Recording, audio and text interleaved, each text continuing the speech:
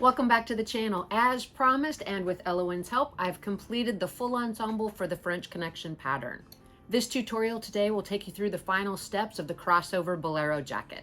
As stated in the previous video, I actually created this pattern in 2011, and I want to go back and re-sew some of those older designs to see if there's ways to improve either the directions or the actual pattern pieces for better fit and better construction. If you stay with me till the end of the video, I'm happy to provide some information about how to get the revised copy if this is something you've purchased from us in the past. All right, let's go ahead and get started with that crossover Bolero.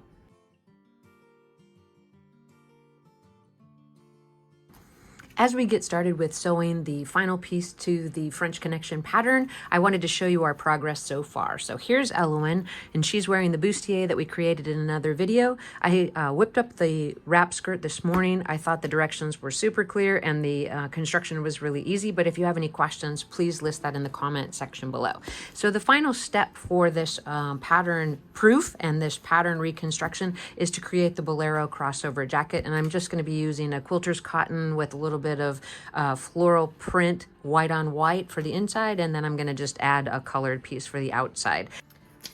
The Bolero has just 5 pieces. It has a back section, front section, side back, side front, and a sleeve.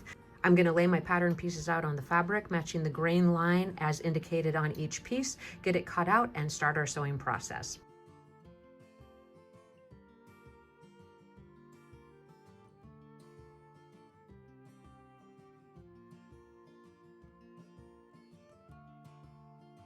With our pieces cut out, the first step in the construction is going to be to go ahead and sew the side front sections to the front section of the Bolero top.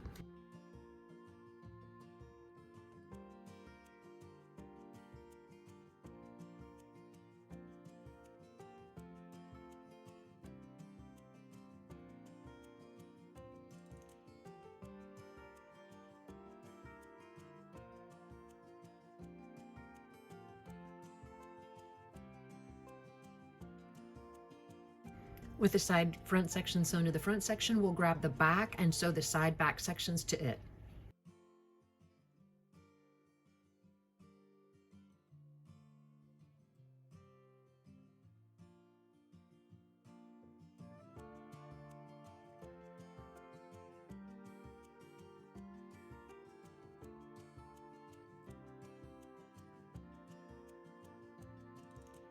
We'll take all of those pieces over to the ironing board and press the seams open.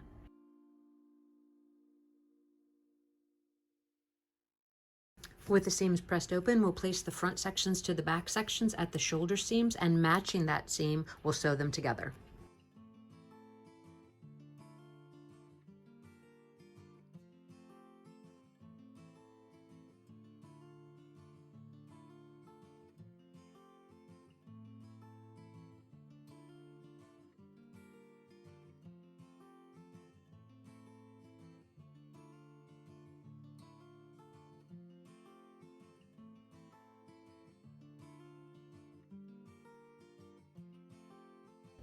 We'll press the shoulder seams open, and then we'll run a slight gather stitch at the sleeve caps.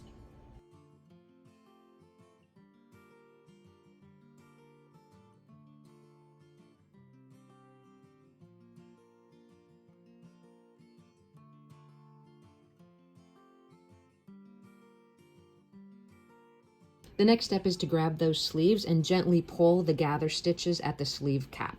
We're not trying to create actual gathers, but just more of a rounding so that it's easier to place the sleeves into the armhole opening. I like to do this with very few pins so that I can work with the fabric as I go around the curved edge, but if you're more comfortable pinning the sleeves in place, you can do that as well.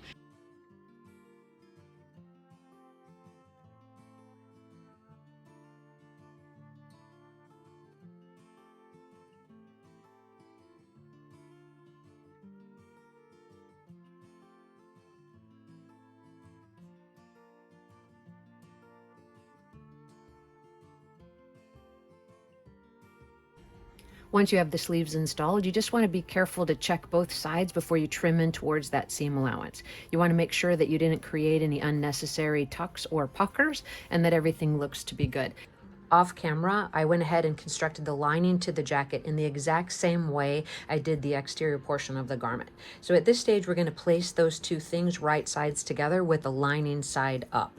The first step in the construction here is to sew across the hem edge of both sleeve openings. Then we're going to sew across the front opening and up and around the neck and down the other side, as well as the back opening. But here you're going to leave a small opening between the center back panel to turn the garment right side out.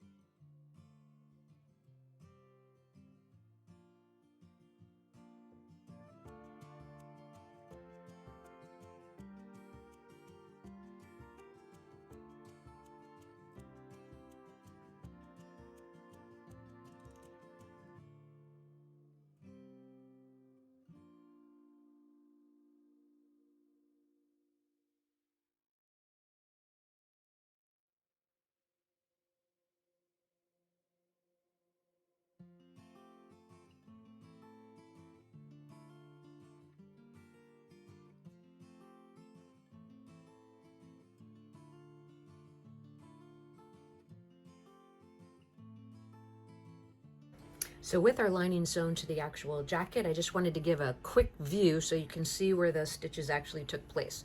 We have it along both sleeve edges, across the bottom of the front opening, around the neck, and across the back with an opening left in the back to turn the garment right side out. So the next step after you check both sides of the garment and make sure all those seams turned out well is to pull the lining from the actual jacket with right sides together, and you're going to line up the lining to the lining and the jacket to the jacket at that cuff edge. You're going to go around through the center and also match that side seam. This will create a circle between the two sleeves, and you're going to sew in the round on both sides.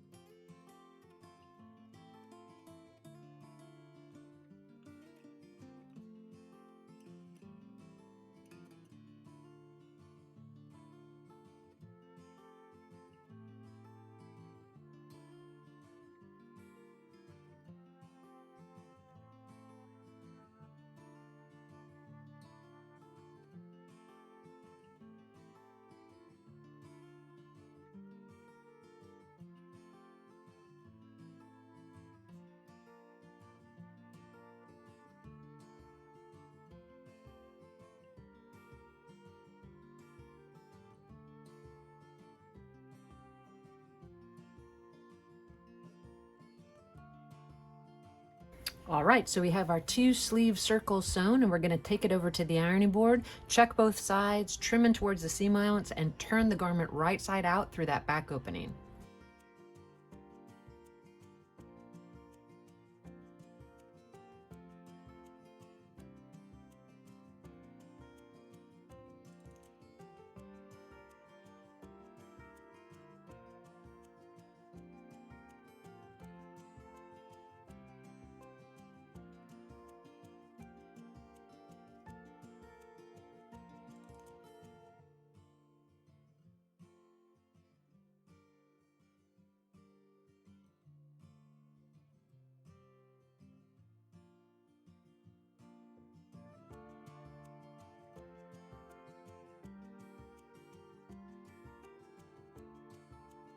I think it's coming together really, really good. So let me get a little bit better press on those sleeves, and then we'll hand sew the back opening closed. We'll get a fit to the doll and mark the placement for the snaps.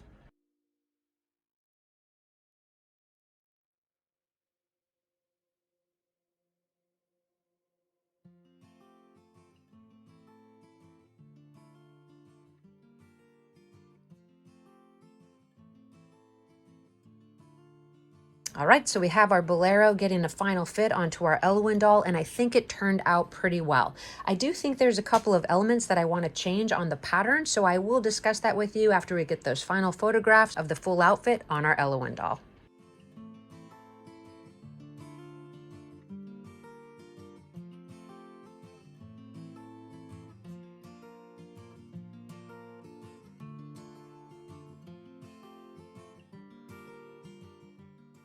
It was very interesting to find that this was the 10th pattern that I created for Ellowyne back in 2011. I'm happy to say now that Ellowyne has over 100 different patterns, and I hope to spend some additional time going back to those original designs and improving on them. And I have decided to improve the instructions for construction as well as change some of the pattern pieces for a better fit. If you have purchased the French Connection pattern in the past and would like access to the revised pattern, please go ahead and contact me through the contact information in the description below. If you're interested in purchasing this pattern and haven't done so in the past, I encourage you to stop by the website for our Christmas and July sale. Thank you guys so much for coming along and for watching. I really appreciate your time, and I'll see you in the next video.